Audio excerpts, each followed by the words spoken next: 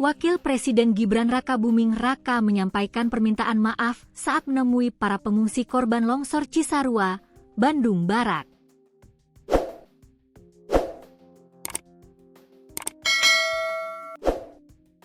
Dalam kunjungannya, Gibran menegaskan pemerintah akan terus memberikan perhatian dan bantuan bagi warga terdampak bencana.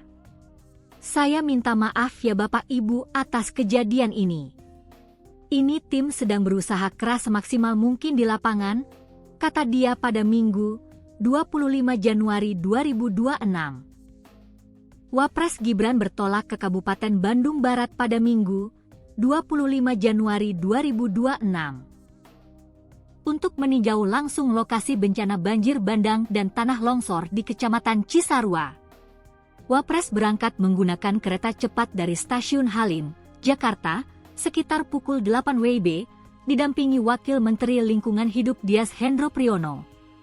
Mengenakan kemeja safari biru lengan panjang, Gibran tiba di lokasi longsor dan langsung meninjau area terdampak di lereng Gunung Burangrang.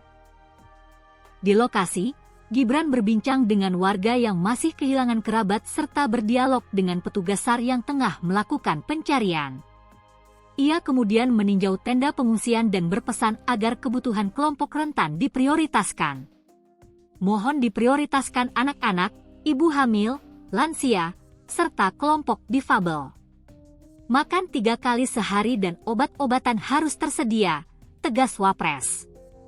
Gibran memastikan seluruh sumber daya telah dikerahkan, mulai dari tim SAR gabungan, unit K9, hingga alat berat.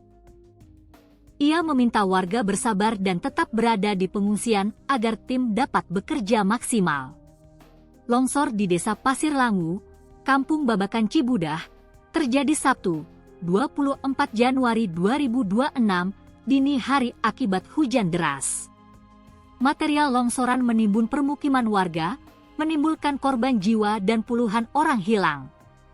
Hingga Minggu siang, tim SAR gabungan mencatat 9 korban meninggal dunia, 23 orang selamat, dan 81 jiwa masih hilang.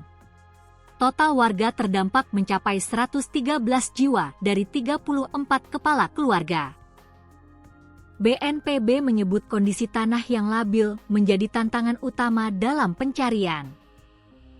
Pengerahan alat berat sudah dilakukan, namun kondisi tanah masih menyulitkan tim di lapangan, ujar Kapusdatin Kebencanaan BNPB Abdul Muhari.